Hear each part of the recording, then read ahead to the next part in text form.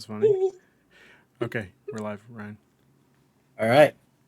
Hey everyone, and welcome to the penultimate place to get your movie, TV news, and reviews.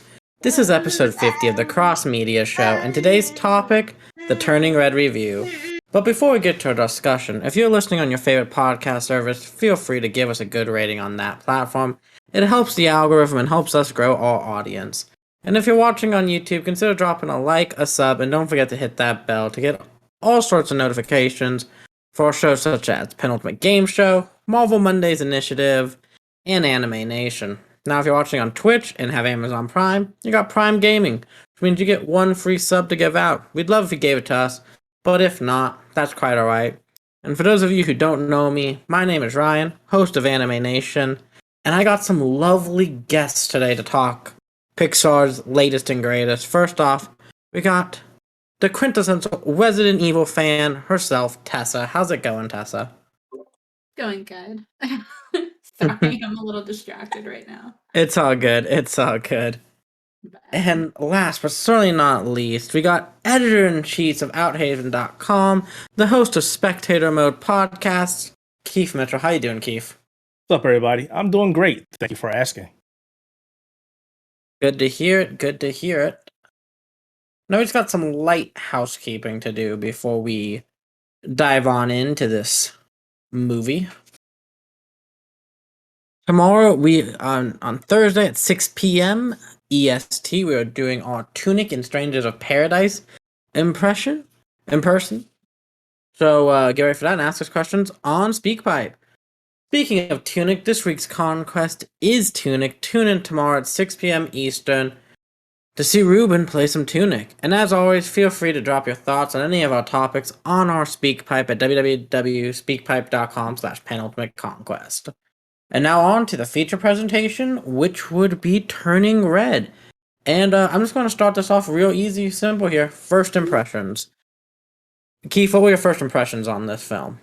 Oh, man. I heard a lot about this film. I hadn't watched it yet, but I saw there was a lot of back and forth on Twitter regarding a review. And I was like, all right, whatever.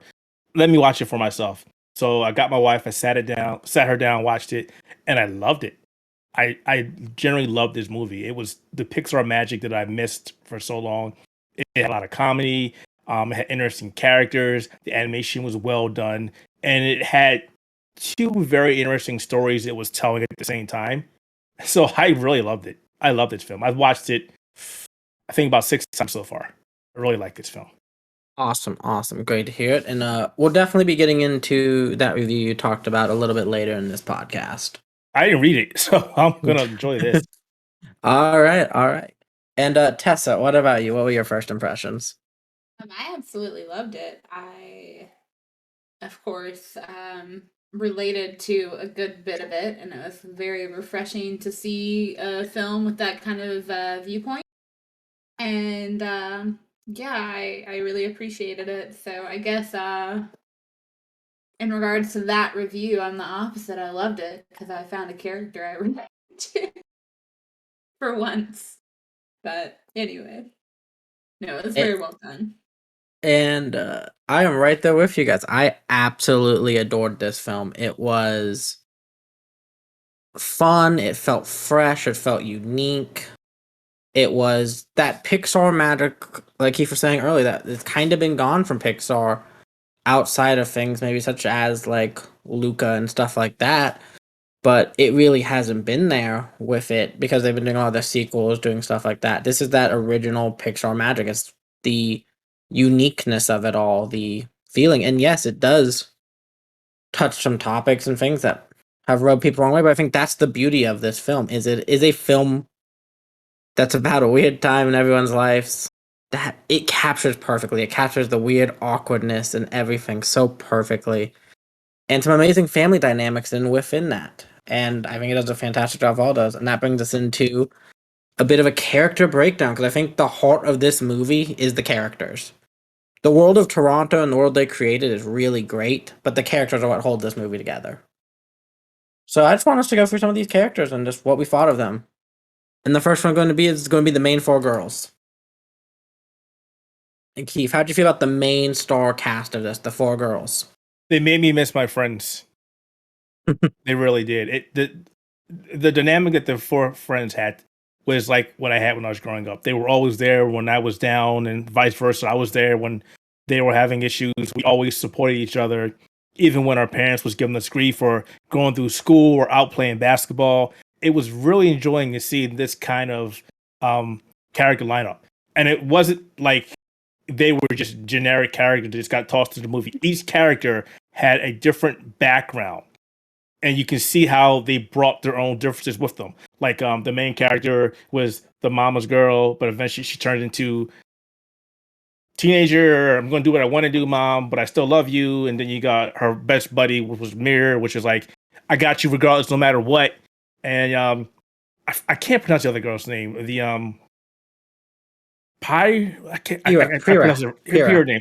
I just loved her because she was like, you know what, Evs, I'm good. I'm cool. Whatevs. But she always had something interesting to say at the same time. I loved it. But the last character was just, I'm going to destroy everything. Just point me in that direction and I'm going to blow everything up. I Oh, loved her. Abby was great. Abby is She's my personal hilarious. favorite character. She I was love so her. funny. But She yeah, had that I loved, amazing energy to her. I All that. loved the dynamic the four friends had. It was great. It was really great. What about you, Tess? What did you think of the core four? Oh, I loved it. I could almost like pick the ones that I was friends with that kind of related to which role. We were all very awkward together, and we were all very awkwardly discovering things together, and it reminded me of that a lot, and it was very well done. It wasn't like a cookie cutout of certain character types. Yeah, Abby was great though, the constantly angry one. But I Yes. honestly think Miriam might have been my favorite one. I love that moment whenever like my mom doesn't like you already, and she's like, "Wait, what?" Yeah, And right. like she just shuts the window, and Miriam's just like sitting there staring, like, "What the?" Oh, it's I so thought that good. was It's great. so good. Your mom doesn't like me, but anyway. And that brings us into the next major role I want to talk about in this movie, which is Minglin, May's mother, who I think is also probably the second strongest character in this film. As someone who grew up with an overbearing mother, to say the least, she plays that role to perfection. Sandra, of course, playing it. It is an amazing role. She does amazing in it. What do you guys think of the mom, Keith? I love the mom. I loved her. I mean, you're going to hear me say this a lot, but there's nothing about this film that I did not like. I love the entire film. The mom was hilarious. She was a strong character, but I think the biggest impression the mom that I got from the mom is when she caught her daughter drawing these pictures, Oh, and yes. she just went off. There was nothing you Yeah. could say. She was done. She was in full mom mode. Get in the car. We're going down to the store. We're gonna talk to the boy, and it's like, but he didn't even do anything, mom. Don't talk back to me. And it was also great because you could see that it didn't make a difference if mom was going off the handle and she was wrong. I wasn't going to correct you. I was going to sit there and go, all right, mom, well, you got it, whatever. Yeah. Just like I would It's do all because good. I'm sorry, Yeah. back in my day, if my mom was going off the handle on me and I'm trying to correct her, she'd be like, excuse me, what? Smack. What'd you say? None. I'm done. You're right. Sorry. Won't do that again. Oh, Lord. Alrighty. And Tessa, what about you? What did you think of the mom?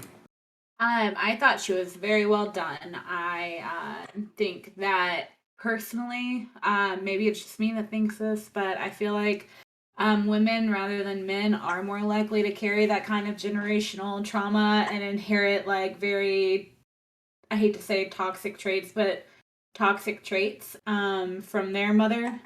I've seen that more often with women than men. Like it can happen, yeah, but I feel like there's this like constant need to please, and I really enjoyed them showing them working through that and kind of figuring it out together, um and kind of breaking the cycle, which I feel like this is actually a generation that is working on that. They're working on breaking that constant vicious cycle of I am my parent. I thought they did her really well, and I also just really loved the ending. I wasn't expecting her inner panda to be so vicious. I wasn't expecting a kaiju red panda, essentially, to Yeah, I wasn't come out of nowhere. expecting I wasn't expecting a kaiju battle at the Backstreet Boys concert, but Yeah. I'll take it. Like, I thought she was very well done. I also agree. I think she was very well done, and I think something that they did also really well with that was the father, the quiet father. I think he had some of the most touching moments in the movie where he was like, "Your mom was also had things back then. It's a generational thing." He brought that problems up. He also understood that these are her friends and he has to accept that, and he's happy that she's happy with those friends. That's one of the most important moments I think in the entire film is the dad just looking through the camera. But what do you think of the dad, Keith? The dad is me. The dad is me to a T. There are times where my wife would get on my daughter and they would go back and forth, and my daughter would be depressed or sad or whatnot. And I would just go in and say, you know what, you're all right, you're fine. Will be better. Because I feel that everybody needs that one person in their parent dynamic to say, hey, don't worry about it. The good guy and the bad guy. I mean, even though there's no bad guy just per se, but there's always one that's going to be overbearing, and there's always going to be one that's going to be quiet and reserved. At least I've noticed throughout my families. Yeah, I have to agree with that one as well.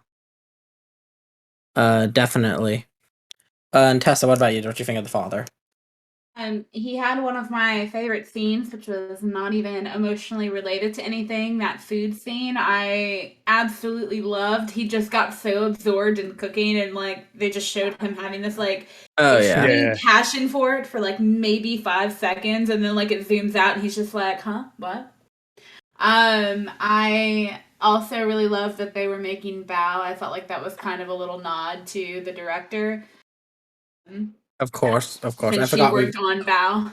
Yes, Or I she forgot we did have Bao. not brought up the director, of course, Dami Shi, who has this is her second movie, right after Raya. Her second directorial, I believe. Yeah, I thought that was a cute little nod. Yes, this is her second. Sweet. And yeah, I did appreciate that they did show the dad being a little more quiet and sort of reserved and just very mellow. I have to agree with that, and then that leads us to the final character we'll be talking about in our character roundup here, which would be the grandmother and the aunties. I'll put them all as one character because they move as a unit. What did you think of the grandmother and the aunties, Keith? I thought they were hilarious. I when the grandma first made that call and the mother is going crazy because she doesn't want her mom coming down there, and then she comes down there and she's all strict and whatnot. But she turns out to be a very caring character, but she has her way of showing it.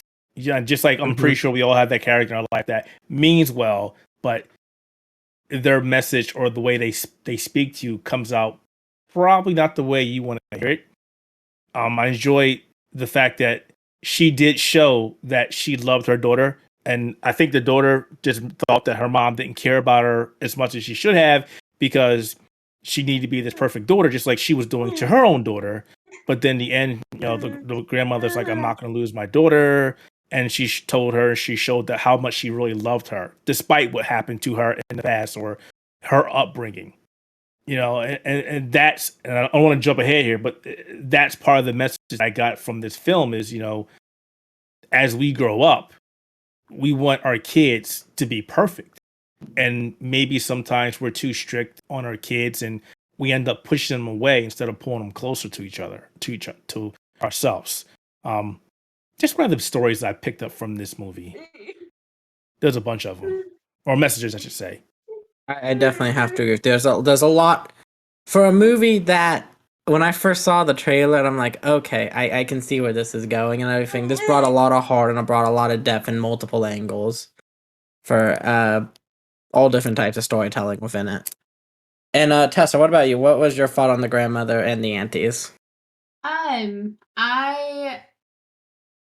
was kind of about the aunts. Like, it was just, whatever. The focus was obviously on the grandmother. They were just kind of like background noise, Mm-hmm. But yeah, I thought the aunts provided some comedic relief. And I feel like the grandmother, obviously, I don't know for sure, but I do have a few Chinese American friends, and the older people in their families are very much so that, like, kind of stern, restricted. They don't show a lot of emotion. And it just reminded me of like meeting their grandparents whenever I was a kid, and I'm like, oh geez. But yeah, I thought she was very wonderful because, as you said, like, she does eventually like come around and show her daughter, hey, I do care about you. I do. And I feel like that almost opened up like a nice little gateway for her to talk to May and kind of resolve that as well. So, yeah. Like a chain reaction, kind of, if that makes sense. All right. And for our next topic here, we've gone for the characters now. Seems like we enjoyed most of them, or understood at least the purpose in the story. And with our next one, we're not going to dive into some of the controversy on this movie just yet. I want to break down the story a little bit. A story breakdown where we kind of go over the few plot lines that we had throughout the film here, which are, of course, the four girls trying to get their four-town tickets, and the family drama of the panda coming, and all that led with that on that side of the front of the mama's girl, all that kind of thing, obedient, all that, to the change and all that. So, did the story beats work for you here, Keith? Yes. Like I said, there wasn't a moment in this film that I didn't love, and the messages that I got from the film were great. Even though my daughter, go ahead, I'll say that. Go ahead. No, I'm sorry. You were saying something. I cut you off. Oh, no. I was just saying I agree with you. All the moments in this movie were fantastic. What were you saying about your daughters? I was saying, so I was watching it, and she walked in because she wasn't watching it with me and the wife, and she was like, "What's this movie called?" And I was like, "Called Turning Red." And then she looked at it for a second. She was like, "Are you watching a movie about a period?" I'm like, "Yes and no." And she left. But then got mad that we didn't finish watching the movie. She just walked away. She had things she was doing. She had just stopped, and I was like, "Yeah, we know. Thanks a lot for that. Goodbye." But yeah, I really think whoever wrote this story or who interwove these stories, the messages did a fantastic job from the ones I picked up, from the mother and daughter dynamic, from the friendship dynamic, from not judging people, from trying to please everybody and not doing things that you want to do. There's just so many things in this film. It's a great upcoming film. Plus, I got a chance to go look at a movie that showed the generation that I grew up in, which was great. We don't see many films about that anymore. No, you don't. And I have to agree with you on a lot of those fronts. Like, I think it did a perfect job with the story of coming to age and what that brings outside of just, yeah, you're getting older and things changing now, but it's also not just a change. By the way, it's a change in family dynamics. It's a change in your friend dynamics. It's a change in every way of your life that happens throughout those ages. And this movie captures that really well. And I think that's something that a lot of coming age stories don't touch on. They'll take one aspect of that and hone in on it. This movie took the broadness of it and rolled with it completely. And it also brought in the fun and fantasy that we see from Disney and Pixar with the panda. They had this whole separate storyline of just this old Chinese folklore of that this family, the women that turn into pandas at a certain age, and they have to deal with that. I also think they had another message or dynamic to show as well, because when she started becoming more familiar with her panda form, and then she just clicked, when she's running towards or hopping towards the Sky Dome to catch the concert, she's jumping in the air as a panda, then turning back into herself, then jumping again as a panda, and it feels like it's one of those, I'm a superhero now. I know how to do this stuff now. Check me out. I'm doing this. She's enjoying herself now. She's having more fun. It's And the what's up danger moment of this film. Exactly. No, I 100% agree with that. And Tessa, what about that for you? What about the story beats? Did they work for you? And yeah, I gotta say, obviously, I I think that it was really nice and refreshing because, like, you have like so many versions of the story of a boy coming to age and like embracing that and what that means, and it was really nice to see a film that was essentially like a metaphor for a menstrual cycle. I mean, it was very refreshing, and I honestly could see this film kind of coming in handy. You know how they used oh my goodness, I can't think of it. Oh my god, Inside Out to kind of help explain, Oh yeah. Yeah. certain mood swings and And emotional depression and problems and all yeah, that and kind like of how to thing. cope.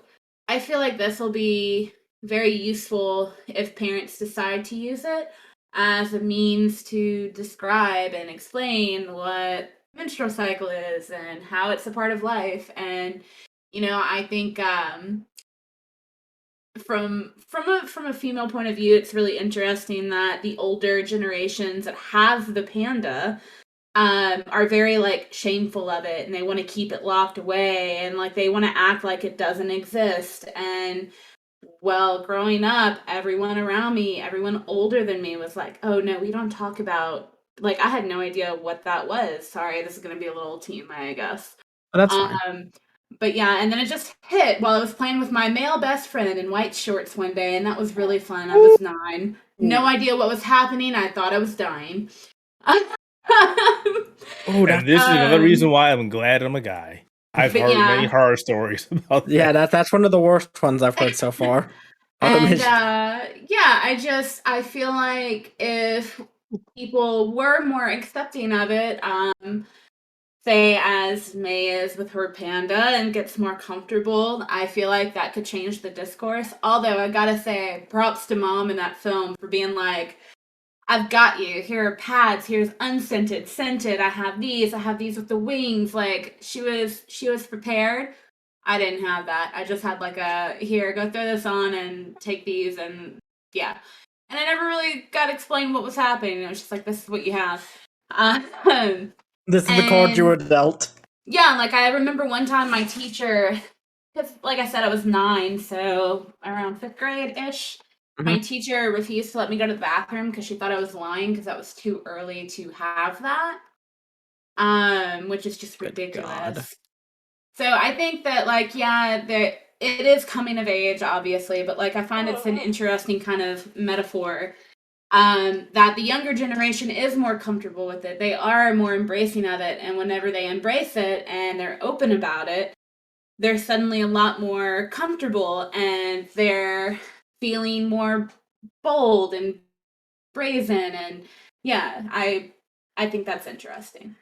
No, I fully agree with you, and that's actually the perfect segue into a 2-part controversy on this film. Some parents are getting a little mad that this movie talks about the menstrual cycle and shows pads and everything, which I don't understand in the slightest. This I seems have no like a reason. It's dumb. great way to bring that conversation up with kids. I think this movie should be used in health class and things, or just at least have health classes. Unlike the great state of Arizona I was taught in, that taught us absolutely jack all about anything. Good I don't God. understand. I don't understand how a parent could get frustrated about.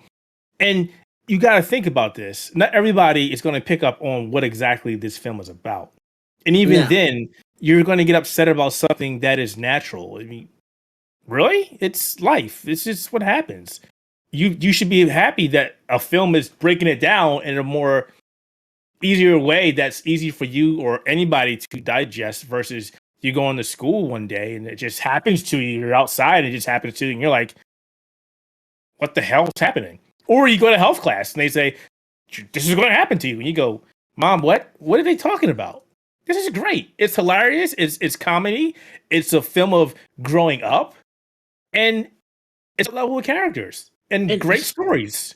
here's How the can you thing get to upset? me that I don't get about it is yes, the movie is one big metaphor for it, of course. But it's really only one scene that is centered around that, and it's Right. played for a joke. It's a laugh scene where it's a mix of two worlds. So I don't get why one scene of the movie has now been criticized so much and is taken on by people. Well, I do. It's because older generations don't understand that things should be kept secretive. And Tessa, I just want to hear what you have to say.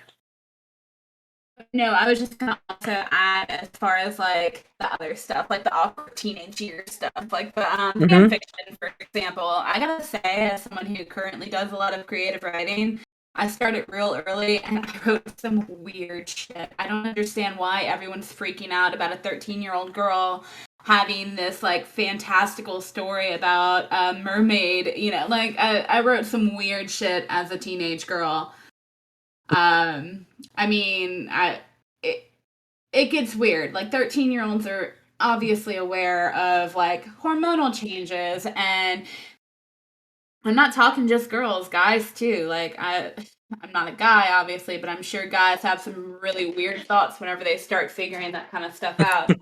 Like it's perfectly normal and everyone's like, "Oh my god, 13-year-old girls don't do stuff like this." I'm like, "What 13-year-old girl have you actually sat down and spoken to?" Like that's something I want to they know that. give such props to this film for is its respect to a teenage girl. Not a lot of movies show that when they talk about any coming of age subject, especially when it's women, and this movie does it fantastically. Yeah, we get weird, creepy stuff like 16 Candles and 16 Candles. Such a bad movie, such a problematic movie. But anyway. Oh, 80s John Hughes. Hey, I'm still a huge fan of Some Kind of Wonderful, I'm not even gonna lie. But anyway. And then there's the second controversy. So we've broken it down. I think we all can agree here. The controversy around it being about mental is dumb. This movie is great because of those reasons, and it helps, I think, way more than it could ever hinder anyone. As a parent, I didn't have any issues with it. My wife had no issues with it. I don't get that controversy. I think it's dumb. Beyond dumb. Tessa, do you have anything left you want to say on this controversy before I move it to the next one? Well, in a world where we're arguing about so many other things with women's bodies, it's not shocking. That's all I'm gonna say. All right. And now we get to the other one, which is a review put out by, let me pull it up here.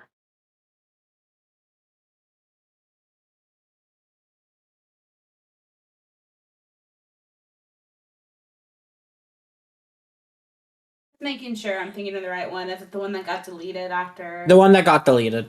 Okay. Just making sure. This is what I'm taking all this from NPR for its news source for this one. And it was brought to us by... Here we go.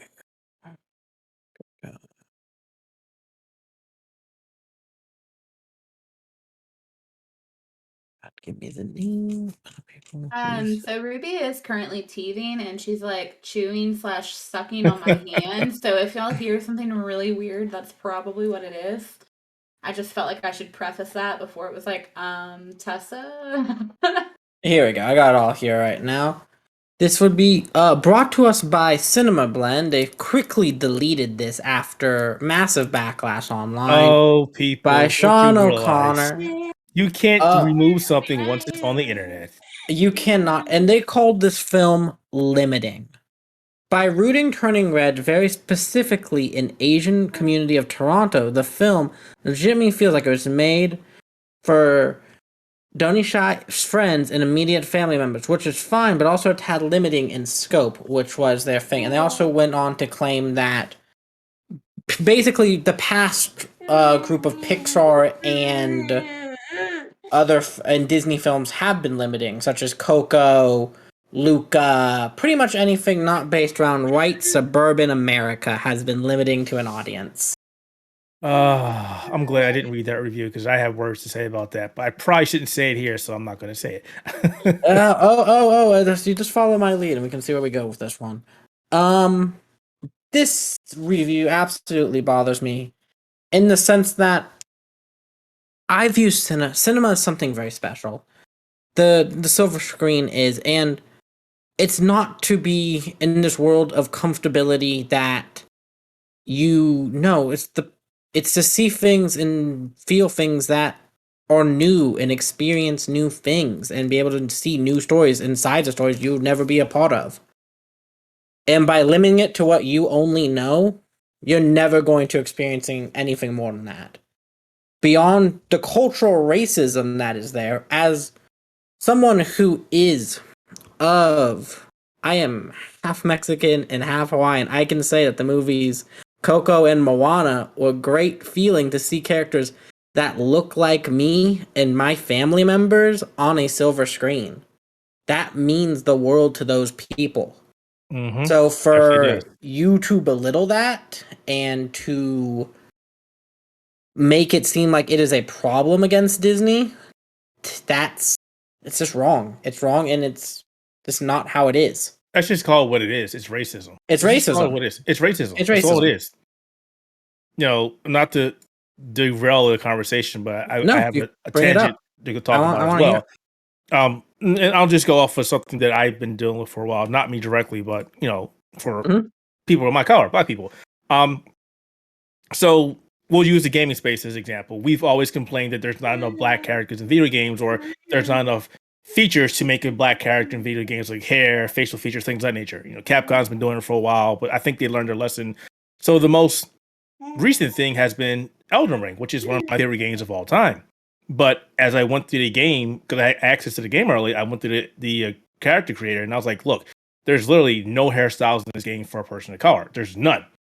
And I was like, the Japanese do this a lot. Okay, I get that. And of course, the only way you can make this known that you're frustrated is to voice your opinion. Say, hey, I don't like this. I would like to see more things in there. And I said that in my review. Well, I had some people complain, say, why would you say that? The game seems fine to me. You're not a fan of From Software games. And I'm like, okay, I'm going to make a video now because you just pissed me off. So I made this video about the lack of Black hairstyles in the game, just like I did for Monster Hunter and Monster Hunter Rise. And I kept saying that in that video, I like these games. I love these games. I'm probably a bigger From Software fan than you. Like, I literally own every game from Software outside of what was it? Kingsfield. Okay, we're going way back. Yeah, I'm a huge fan of From Software. Elden Ring stuff behind me. We got some Metal Wolf Chaos in there. I got some Dark Souls stuff on my shelf over there. I imported the Dark Souls Japanese collector edition because it had the cool weapons that we didn't get over here. I'm a massive fan. I've got thousands of hours of Dark Souls 3 on the PC version alone, not counting the other games. No. I'm a huge fan of From Software. But for me to go and say, I'm disappointed that there are no hairstyles that I would rock, that's kind of a problem. I was like, even Demon Souls remake that wasn't from Software, but the original game was. Blue Point made it they put a Black hairstyle in the game, which is great. They did. So people come back and they're on YouTube and they're like, well, I don't see any problem with this. Why are you saying this game's a problem? Is there an issue with the game? It's like, maybe because you don't have a problem doesn't mean I don't have a problem. I don't see why you have a problem with me calling something out. Well, I play the game to play the game. Won't you just put a helmet on your head? I was like, dude, that's literally not the reason. And I got to the point where people kept doing it. I was like, look, if you're going to be racist, do it somewhere else. Because that's what it is at the end of the day. It doesn't bother you, fantastic, great. But if it bothers me and I have a problem with it, you shouldn't be trying to say, oh, there's nothing wrong with it. The second you say there's not something wrong with something that you deem as fine and you're represented well, then great. And it's the same thing with these movies. If you have a movie that's about a minority or something or somebody that doesn't look like you, and you want to call it out, why? A film is for everybody. A video game is for people to enjoy. A movie is for people to enjoy. I get it if you don't like certain things about the movie, but don't make it about the color of somebody's skin or where they come from. that's dangerous territory right there. You shouldn't be It doing is. that. It is. I definitely agree. Unless you're racist. And I hate saying that, but there you You can go. say it though. It's stupid. It's a racist thought. It's a racist point of view that he has, and that's why he quickly deleted offline as fast as he could because the backlash was huge on it, which he deserved fully. Google Cash. Wayback Machine. You can't get away from that. Somebody should teach them that. Nope, you can't. And that brings us, Tessa. Do you have anything you want to say on this review and what the controversy is and everything? Yeah, I just kind of wanted to tack on like how you said the review mentioned that's limiting. I wish people would see it as it's expanding. I personally think it's beautiful that they show so many different cultures and so many different perspectives on how to look at the world and how to experience everything around them. I'm wanting to say that because honestly, Coco I think was and is my number one from them. Like I love that film. I think it's beautiful. The story is beautiful. The culture. It's an amazing film. But also, oh, sorry. Okay. So also, I think that that guy can eat a bag of you know what. um, but yeah, I think that like you were saying too, film is meant to be experienced. It's meant to kind of broaden your horizons. It's not meant to be the white male protagonist with the same exact like suburban picket fence family as like the background. If anything, that would be limiting to just show the same exact thing over and over again.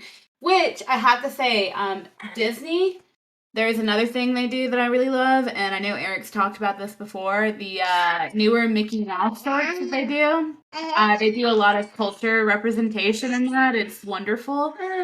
Pretty much anytime it's like set in a different area or a different part of the world, they actually respect it. They speak that language whenever they speak.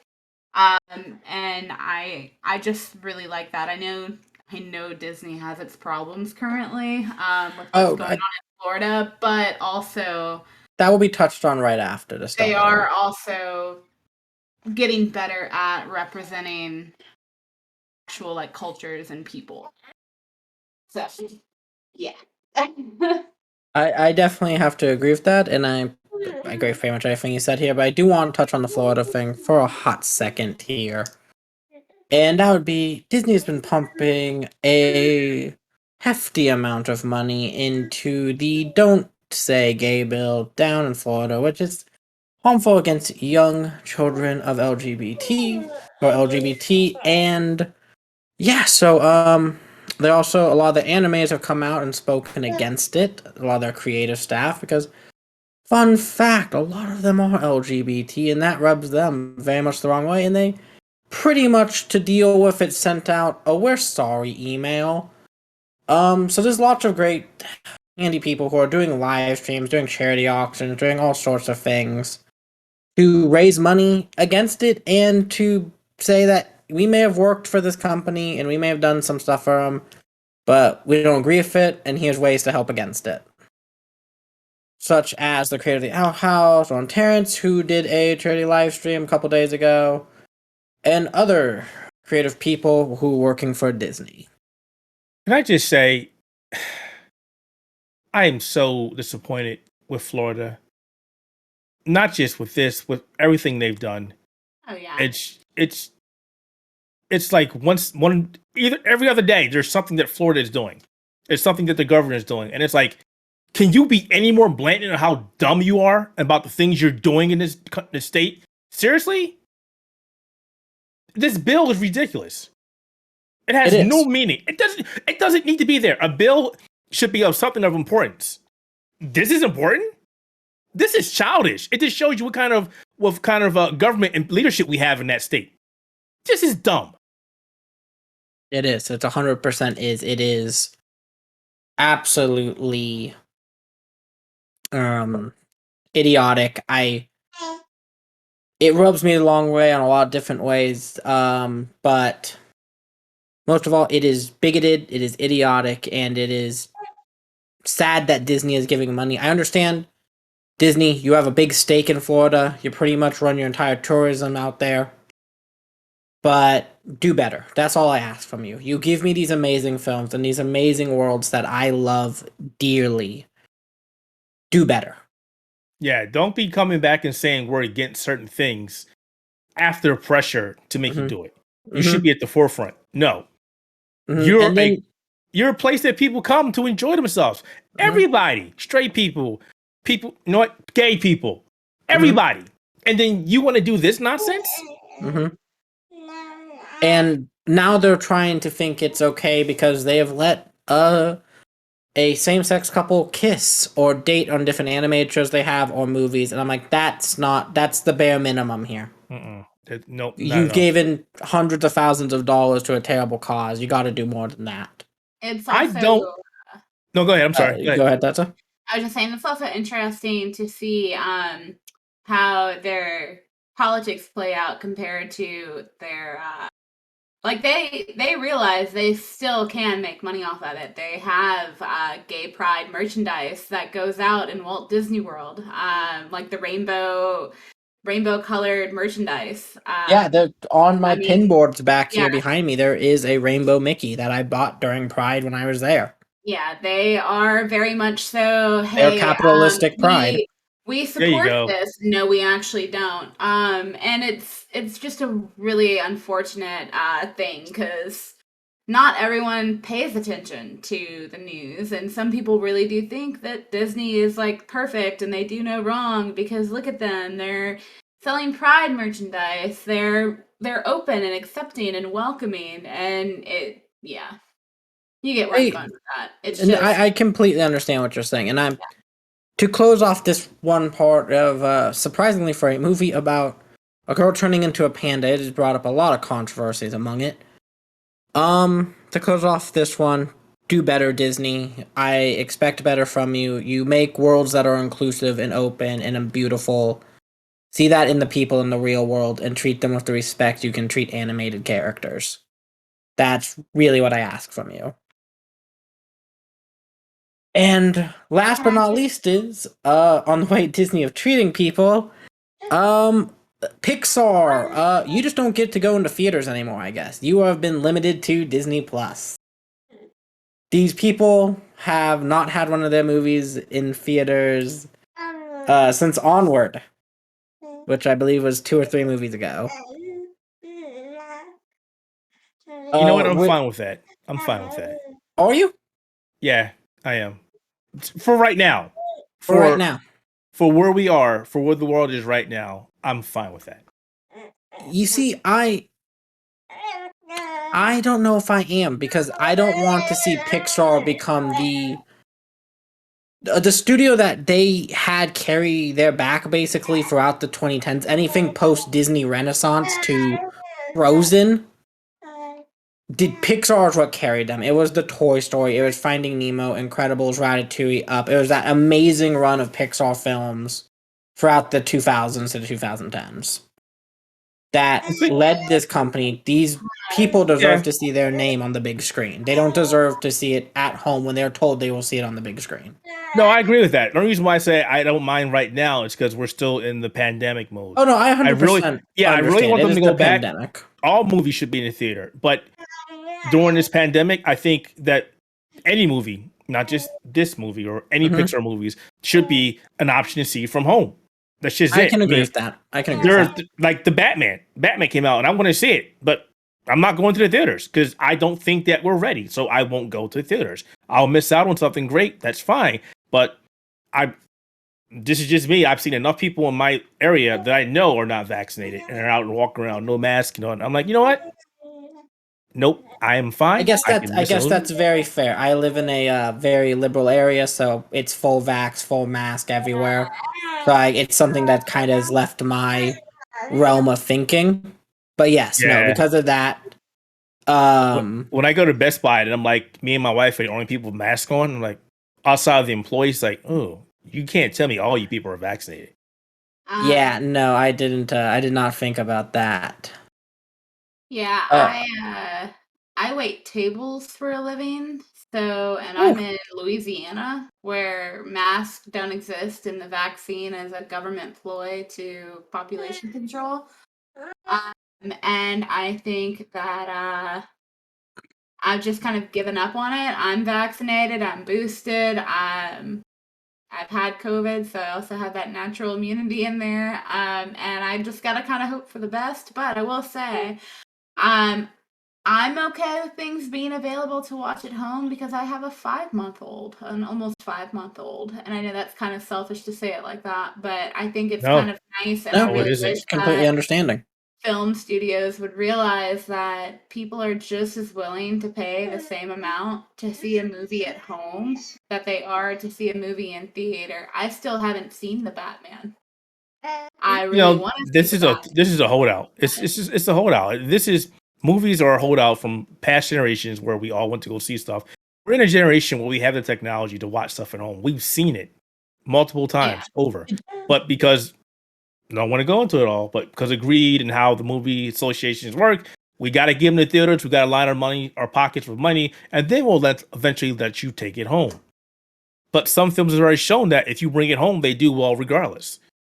Yeah, and I Give, mean, you give can me the literally choice. put it behind a paywall and have it go away 72 hours. Like, you don't have to have it, like, available for free to stream or, like, pay and you get it indefinitely. Like, you can take it away after a certain amount of time. I think people would be just fine with that.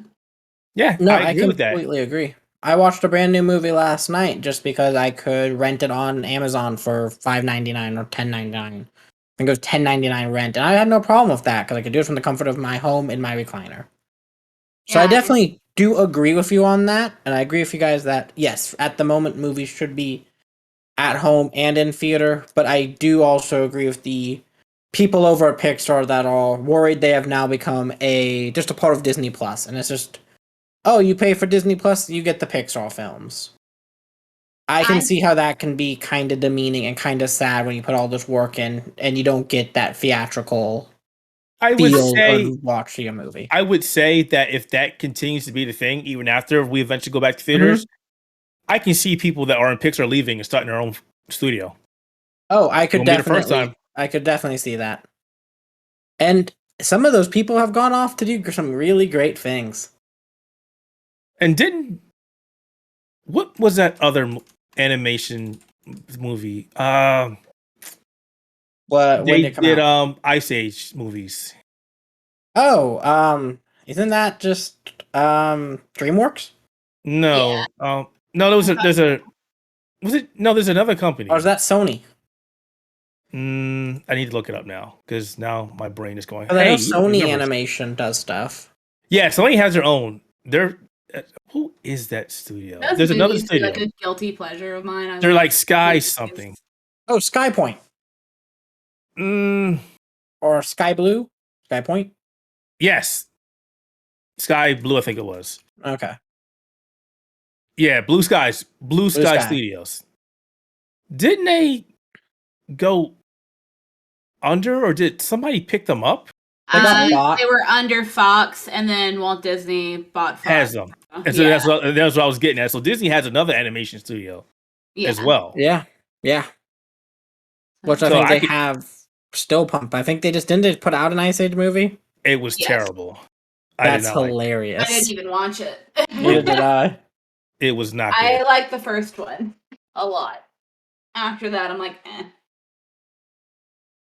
No, but they did some good movies. They did the Rio movies, Horton Hears a Who, the Peanuts. They did a bunch of them. The Peanuts movie surprisingly good. Yeah. That's an underrated movie in my opinion. Oh, it captured what the Peanuts were pretty well. And Spies in Disguise. Love that movie too. I didn't know they did Spies in Disguise. Yep. All right, and that is pretty much all I have to say on Turning Red. I am going to You missed one important thing. What did I miss? How they recreated the cheesy 2000 boy band music. You're right. You're right. How could It was I so good. forget that they brought in Billie Eilish and her brother to make a fake 90s boy band and give them 5 different full songs throughout the movie? And did it so well. Oh, it is fantastic. I just love how they made fun of the name, like how stupid the names were. Why is it called Four Town if there's 5? like kind of like why is it called like what? No, why is it called Backstreet Boys? I don't get it. It was hilarious because we were Backstreet's Back for listening to Life. it. We were listening to it, and we got into a conversation. It's like, this reminds me of all these boy bands back in the day, and they all sounded the same. Literally sounded the same. It's like, could you tell who sang this song? But there was some brutal competition amongst preteen girls about which one was better. You were either Backstreet Boys or NSYNC, or you were the really weird one that was like, no, 98 Degrees, 100%. I forgot about 98 Degrees. I had a huge obsession with Nick Lachey when I was younger. That's amazing. I also forgot about 98 Degrees. Then again, I didn't really pay attention to many boy bands either, so because we had the girl bands too, and there were a lot of those as well. It's girls. That's the only one that matters.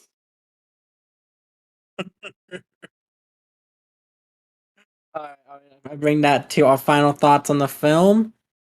And a ranking out of 5. That's something new we started doing here on our movie reviews. Keith, any final thoughts and then your ranking? 10. Number 1. It's my favorite Pixar movie thus far. It has knocked off Toy Story 4. Out of their entire filmography, sorry. It's very hard, but right now, maybe because I've watched it so many times, Pixar has a lot of great movies that I really enjoyed. Toy Story, all the Toy Stories, WALL-E is one of my favorites. The Incredibles 1 and 2, Coco. But right now, this is at the top. Even Onward made me cry so much because it made me miss my father who Onward passed away. It was a heavy hitter. So yeah, right now this one's at the top for me right now. So you're giving it a strong 5 out of 5. Yes, I am. Alrighty. Tessa, any final thoughts and then your score? I thought it was wonderful. I thought it was fantastic representation, and it was just a different take on a very familiar subject and also a not so familiar subject. But as far as ranking goes, I know like where it is in films. I know it's like number 3, so maybe like 4.5 out of 5 out of 5. I still have it underneath Coco and then Inside Out. Inside Out makes me cry every time. But that's a different topic for a different day. Oh, definitely. I can't wait for that one. And for me, my final thoughts are this is a beautiful film. It is weird and awkward and quirky in all the right ways. It captures that age, that time, and everything so perfectly. And for all those reasons, I am giving it a 5 out of 5, giving it the final score of a 5 here at the Penultimate Conquest. So that would be it, and that brings us into plugs. Keith, what are you plugging today? Before I plug, I want to say, name one Pixar movie outside of this that gave you kaiju battles. Come on. I can't. It was so good. It was so good. All right. So, you can find me on Twitter at Shadowhaxor, SHADOWHAXOR. Very long story behind the name. Ask me on Twitter sometime. You can also catch me out over at theouterhaven.net where we do a lot of gaming and anime and manga news. Also check us out on YouTube at The Outer Haven as well. All right. Definitely will be. Always a great place to get my anime news. Josh, we appreciate it. Tessa, what about you? What are you plugging today? You can follow me on Twitter at smash_bro. It is spelled Cajun as hell. It's BREAUX. And if you want, that's how you say that. Okay. Yeah, it's like a play on Smash Bros. Okay, I never knew that. I also didn't know that was the Cajun way of spelling it. That's how you say it. Yeah. You'll know if you ever watch an LSU game, we like to spell go GEAUX, and I hate it. But yeah, and if you like history, I'm also working on a podcast, and you can follow that on Twitter as well at Tea and Intrigue, although it's technically just at Tea Intrigue because Tea and Intrigue was taken. So yeah, Is the account at least active? it is active. Yes. Okay. That's I always the have- better feeling one than when it's one that was made in 2007. I Like, That's the give me worst. your name. logo as my profile picture. It's great. I love it. So Fantastic. Can't wait to see and learn a bit about history. And for me, like usual, you can find me over on Twitter at RyanTheLion3055 for wherever and whatever I'm up to in this wild world of the internet. Again, thank you both for being on. I had a fantastic time on this episode. And thank you all for listening. Have a fantastic night. Goodbye.